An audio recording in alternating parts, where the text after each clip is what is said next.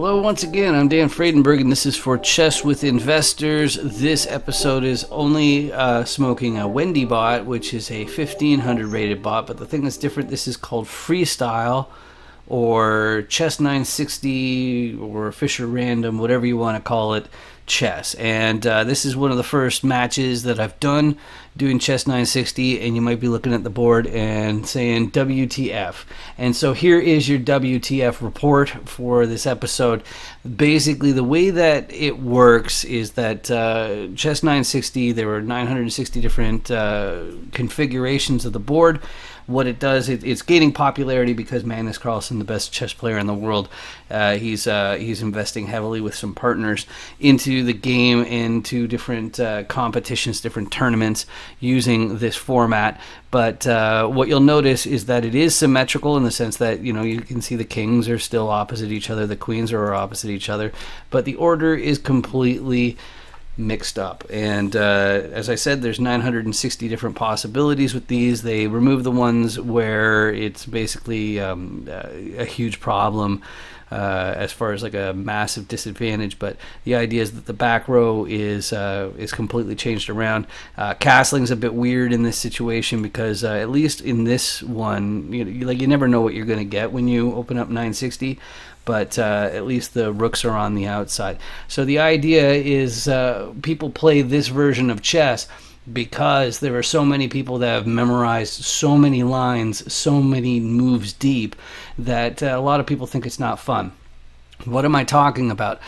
Me personally, if we're playing against each other, I'm going to be I've got a clear idea of what I'm going to do regardless of what you do, about 10 moves deep. Now, that doesn't mean I'm going to ignore what you do. I'm going to interact in your move order. So if you do this, then I'm going to do this. But if you did that, then it's like, I'm going to have a different reaction, that sort of thing.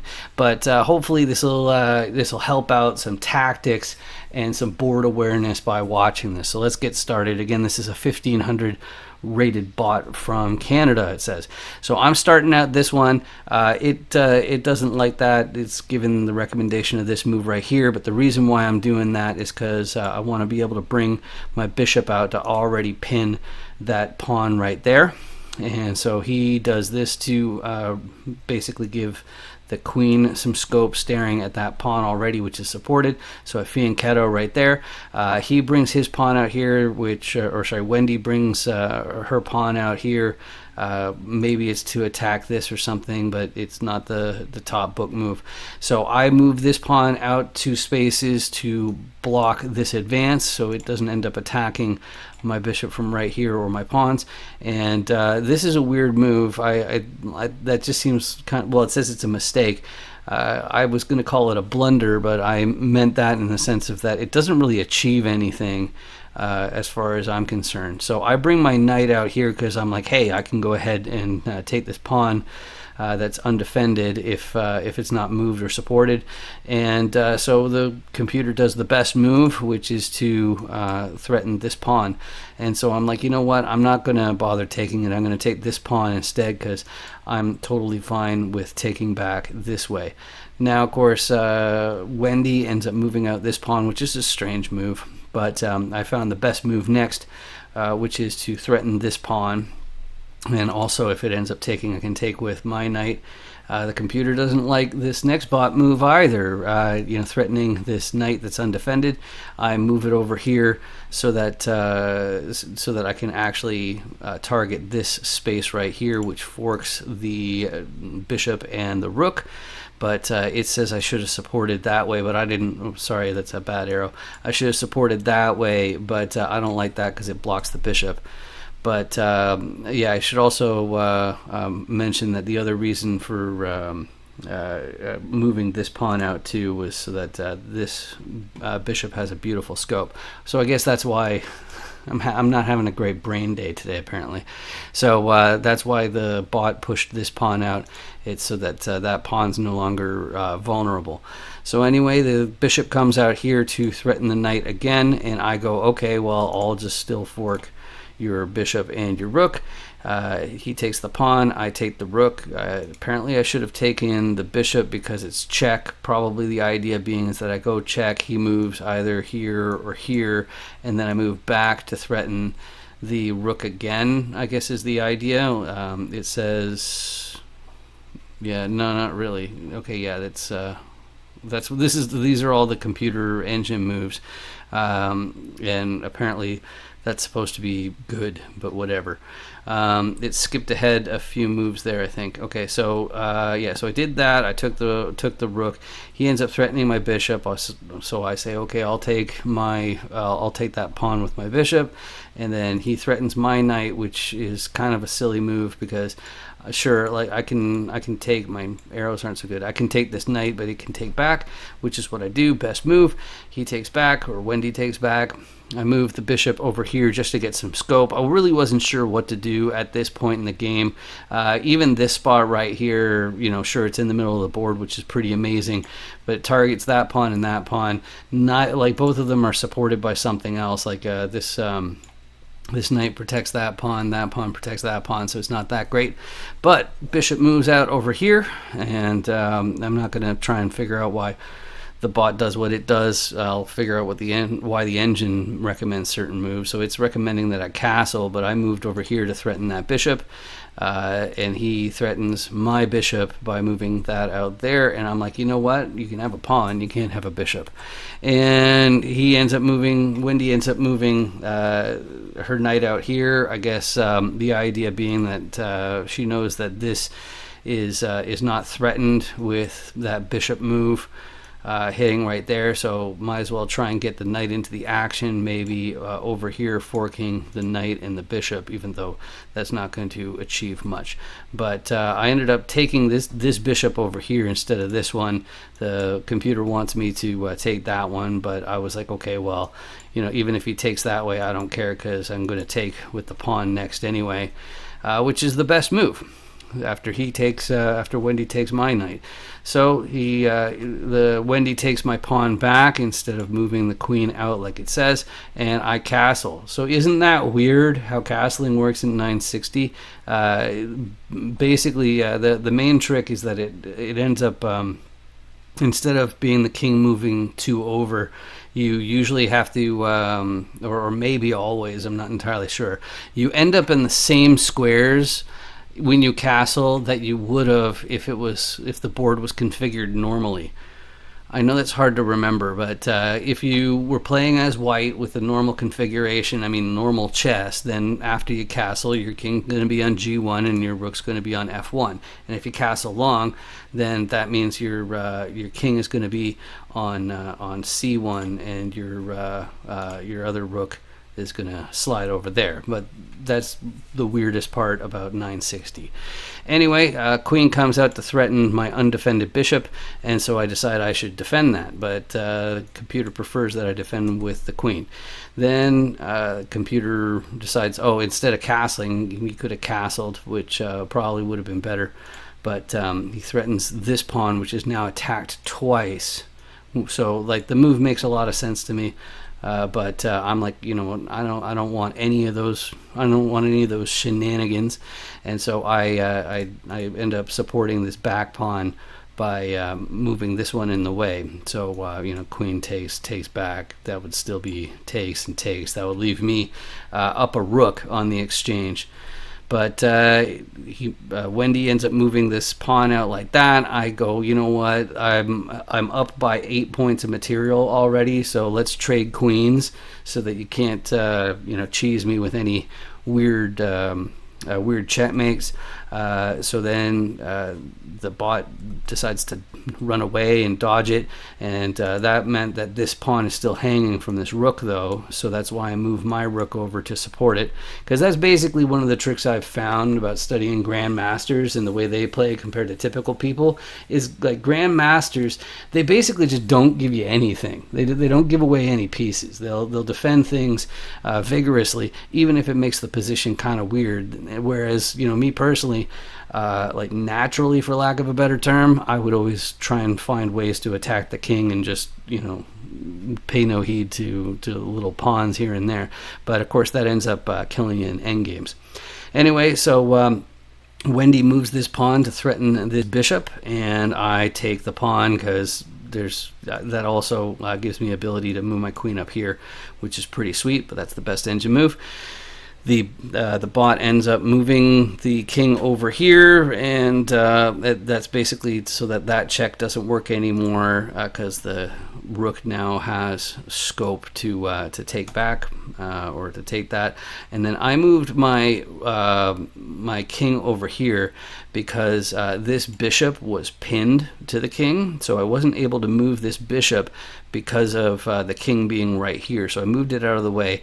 And the nice thing about that is it's setting up for what they call a fossil.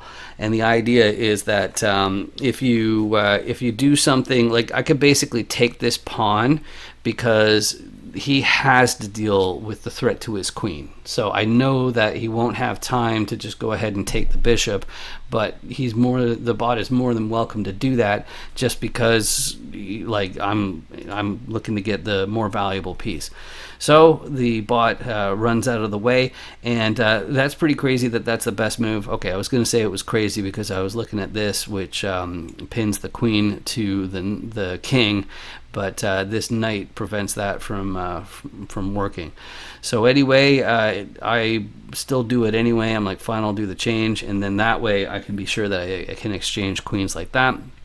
And so take, and the rook ends up threatening this pawn. So next I defend the pawn with this pawn, and he goes checkorama, and I go okay. I dodge over here, and then this rook move is not that good because that's already defended by my king. So if he really wants to give me a rook, he can go ahead. I keep on saying he because I think of robots as he's for some reason.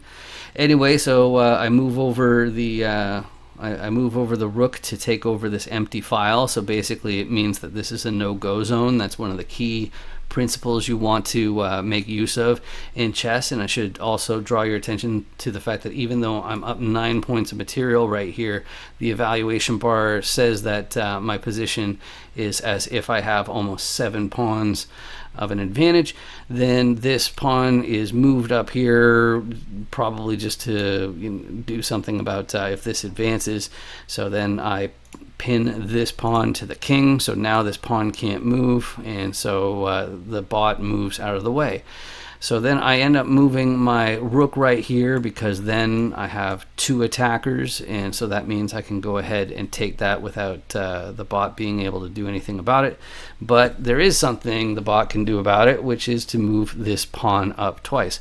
So I go, all right, fine, then I'll put you in check over here and we'll figure out something eventually. And the bot moves out of check. I move over here to threaten the rook. And that's where the and so a trade is offered for these 2 rooks here, and I'm like, you know what, I'm not playing that one. So I put my rook up here for check, and then there's a dodge, and then I'm like, okay, let's stack up these 2 rooks so they can see each other, so that way if I end up trading rooks, I'll still have another one exactly where I put it. So basically I'm threatening this move right here, which would mean that his rook wouldn't be able to move except for to capture, but I'd be able to capture back. So the bot decides to move over here, which says is okay. It says that this move's better to probably hide over here for my rooks, but I do best move, and the bot decides, okay, well, I'd rather move it over here, even though it says taking is the best engine move. Now I threaten with the bishop to say, it's like, hey, if you don't take my rook, I'm going to take it for a bishop, and then I'm going to laugh, and I'm going to laugh. Or more accurately, I could even take with the rook, and then that way the king is in check, but still can't take because of the backup. So the bot takes my rook, and I take back, and it's check again. Now he dodges over here, and I move out of the way to threaten this pawn here, which might annoy me in the future, but it says I should have just went ahead and promoted. I take this with the bishop, and so then he starts to approach this way. Apparently best move. There's really not much anything of anything here, but at least this pawn protects from a check right here. but it doesn't protect this pawn. So I scoop that up first. The bot decides to start approaching, maybe hoping to stop this pawn from promoting. So I'm like, you know what, I'm just going to leave it right there. It's defended by my pawn, so that's cool. And I pinned this pawn to the king. Next up, the king moves over here. It didn't like that. It says it should have done that, but whatever. So I take the pawn with check, and it decides to threaten my rook like that. Now, of course, that there would protect the rook and sacrifice the bishop, but it's a terrible move. So it's like, what do I do? It's like, well, I might as well threaten this pawn right here, and he defends the pawn that way. It said that over here was a better move because that also threatens the rook at the same time.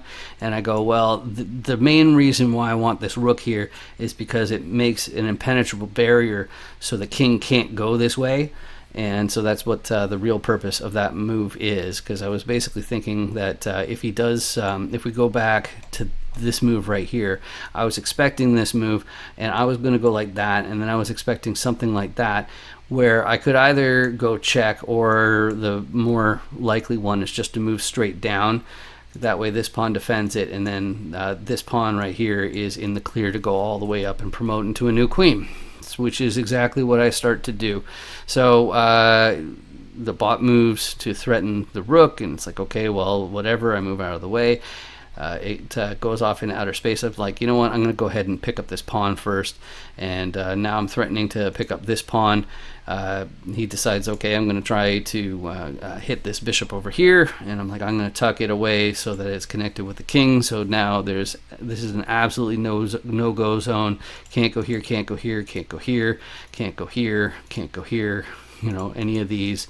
You know, there are a lot of spaces here where the king can't, the black king can't enter. So he's got to go somewhere, so it goes over there. I continue my promotion, and he's just basically going in circles here, and then so I get my second queen. I go right here to basically set up a ladder mate like that, and up here, see, that's called a ladder mate because they're alternating going up and down, and that was a 90% accuracy performance in Chess 960. So I get that you might not be interested in playing Chess 960. If you got this far in the video, then you probably think it's not bad. Hopefully this gives you a couple of different ideas on what, if you take a training course or something like that on 960, what they emphasize. Basically, you're supposed to, if I go back to move one, the way you're supposed to analyze the position is you're supposed to first check out all the pawns to see which ones are actually undefended. So this one here is defended by the rook and the queen. That's defended by the queen and the king. This one is defended by the king and the queen. This one is defended by the king. This is defended by the bishop. This is defended by the bishop. This is defended by that bishop, and that's defended by this rook. So in many positions there's a pawn or two that isn't defended at all. And so what you want to look for when that's the case is you want to be able to find how to hit it with like a bishop, because bishops can hit a pawn really quickly if it's in the right spot. But you know, that's one of the main strategies, and then everything else is basically doing puzzles. Anyway, if you enjoyed this episode, I do encourage you to check out chesswithinvestors.com. I've got all sorts of videos that are not only training, but the main idea is that I interview people who invest in real estate and other assets, and I say, okay, so what are you thinking about the market? Where exactly are you focusing? It all depends on how well I know the person, but we do it over a live game of chess, which is heavily distracting for us, but far more entertaining for you, especially when somebody like me loses their temper when playing.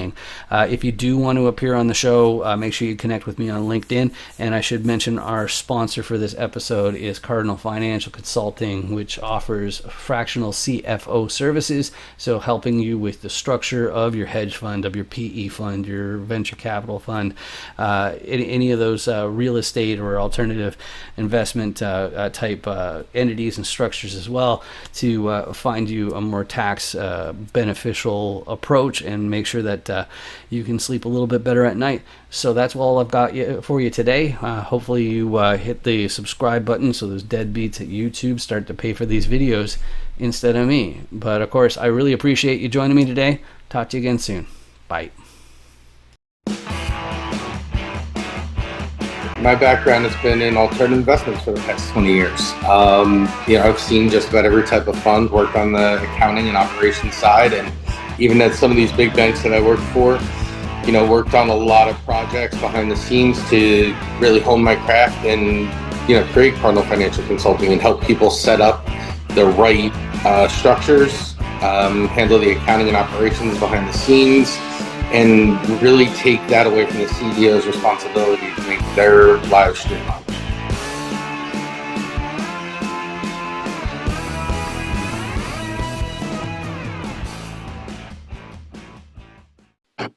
Sorry.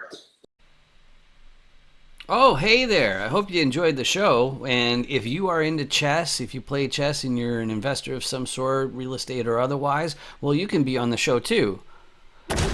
I know, right? All you have to do is connect with me on LinkedIn. My name's Dan Fredenberg, so I'm super duper easy to find on LinkedIn where I spend most of my social media time. But if you're one of those people who just don't play chess, don't pay attention to him. I don't judge. All you have to do is go to dandoesdeals.com and you'll find the Chance Encounter series where you're welcome to be a guest on it, where you can share your core competencies that you're likely to contribute to a GP team or a JV. You don't have to be doing syndications. And we'll talk about your buy boxing and stuff like that. It's easy peasy. It's like 15 minutes long to record, and there are no real fastball questions. Just tell the truth, and everybody will be fine. And if that's not really your thing, dandoesdeals.com.